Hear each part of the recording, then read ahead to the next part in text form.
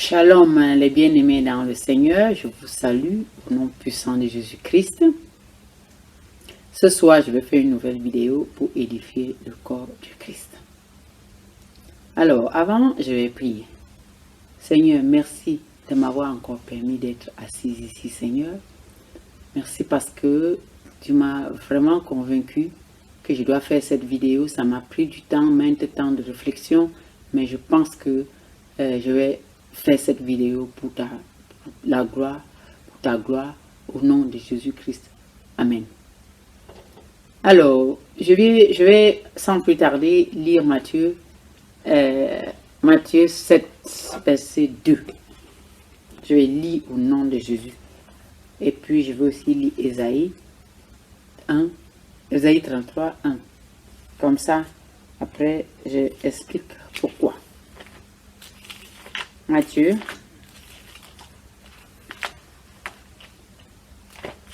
7.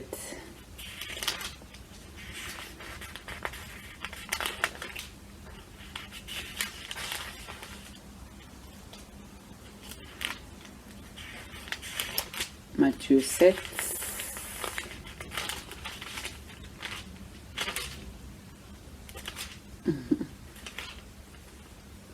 Pardon. Restons naturel. Matthieu 7, 2. Car on vous jugera de la même manière que vous auriez jugé et on utilisera pour vous la mesure dont vous serez servi. Ça, c'est le Nouveau Testament et ça parle de quelqu'un qui a jugé l'autre et la mesure qu'il a utilisée pour juger, pour faire ce qu'il avait à faire avec une personne. Alors, je viens ici vraiment faire cette vidéo ce soir. Pourquoi? Parce que dans la vie, on est souvent confronté à des choses, mais comme on est confronté à ces choses, des fois, on ne se rend pas compte de la lourdeur de certaines choses. Mais je parle à une femme aujourd'hui, à un homme aujourd'hui de foi, qui a décidé de suivre le Seigneur Jésus et de te donner une assurance ferme que quoi, même quand tu étais païen, même quand tu ne connaissais pas le Seigneur, il t'aimait déjà, il t'avait déjà choisi, mais il avait juste un temps arrêté pour que tu entres dans sa parole pour pouvoir commencer à dire des choses qu'il te dit.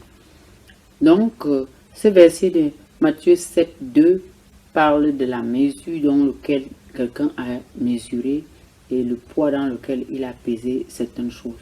Donc maintenant, si je regarde par rapport à la situation qui est maintenant dans cette situation dont je vais vous expliquer, c'était que quand j'étais un peu plus jeune, je me suis mariée avec un franc-maçon. C'était voilà, un mariage qui n'a pas mis long. Mais je suis passée par là sans toutefois savoir parce que je n'étais pas... Voilà, j'étais aussi chrétienne, mais je ne pratiquais pas, je n'allais même pas à l'église. Donc pour moi, quand j'ai croisé ce monsieur et qui m'a dit qu'il était franc-maçon, pour moi, je ne savais pas ce que ça voulait dire et je n'ai même pas cherché à savoir. Donc, et puis je voulais aussi attirer l'attention des personnes, les paroles que ces gens prononcent, surtout les gens qui ont le pouvoir occulte. Quand ils prononcent des mots, ils les pèsent d'abord avant de les prononcer. C'est pourquoi dans le livre de Matthieu 7, 22, il parlait de peser. On parlait ici, Matthieu 7, 2, pardon, on parle de peser, car on vous jugera de la mesure que vous auriez jugé et on utilisera pour vous la mesure dont vous avez été servi. Donc, il y a des mesures ici. Donc, eux, quand ils profèrent une parole, ils le mesurent. Ils savent pourquoi ils le sortent, cette parole. Mais, à l'époque là, dont je vais raconter l'histoire, moi, j'ai vécu avec ce monsieur qui était franc-maçon. Mais quand il y a eu des histoires entre moi et lui, et qu'on devait se séparer, il a proféré certaines paroles de malédiction sur moi, mais sauf que moi, je me suis peut-être dit que c'était parce qu'il était fâché, et qu'il disait ça. Moi, je n'ai pas pris en considération jusqu'au jour où je partais pour accoucher.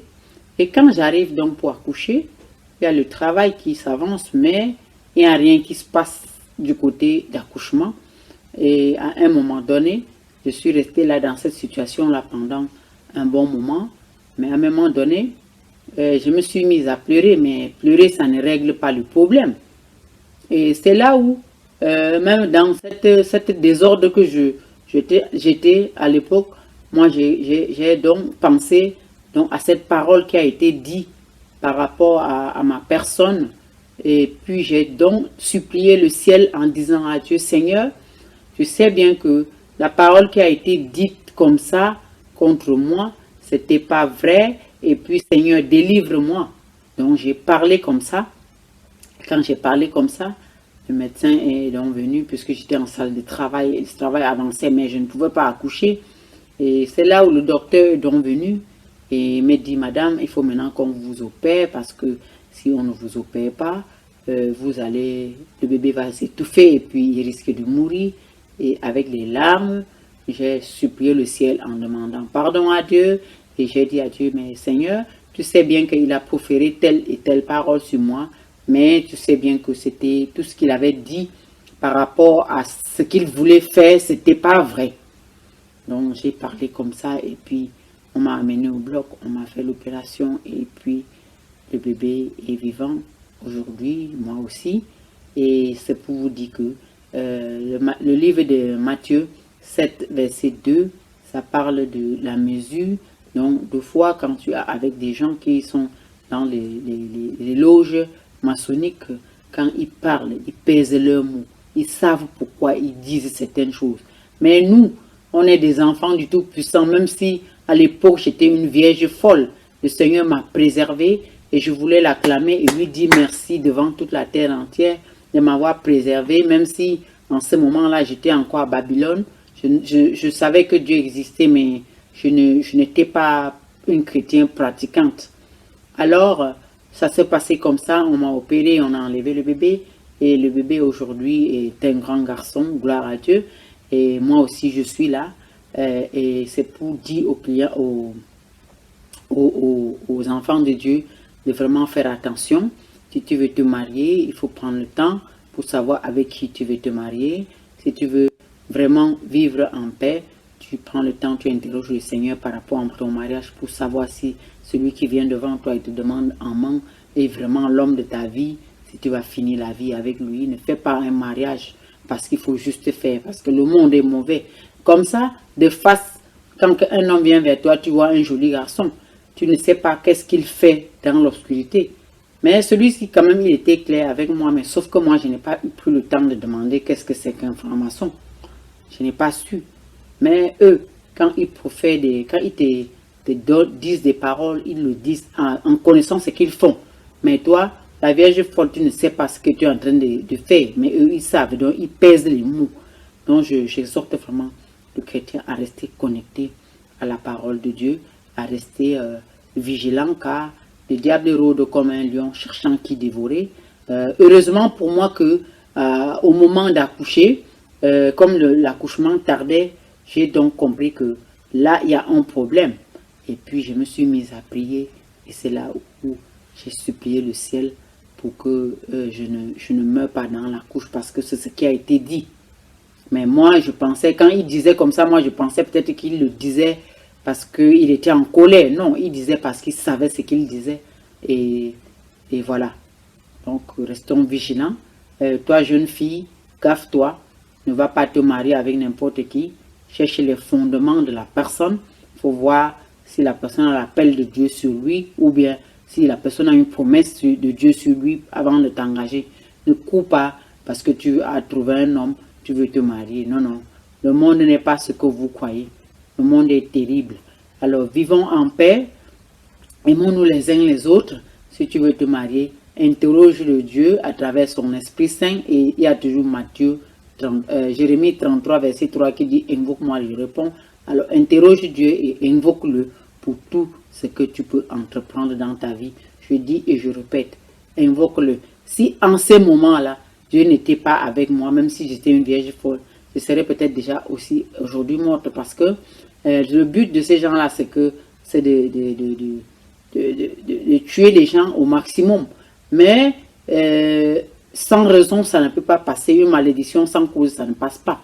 Alors c'est pour ça que Dieu m'a délivrée. Et aujourd'hui, je suis contente. J'ai mon fils, il est grand, et moi aussi, je suis là. Et je dis merci à Dieu. Alors je vais prier pour clôturer. Seigneur, merci mon Dieu de m'avoir délivré de la franc-maçonnerie et de cet homme franc-maçon qui voulait à l'époque, qui a prononcé des paroles à l'époque, Seigneur, pour détruire ma vie.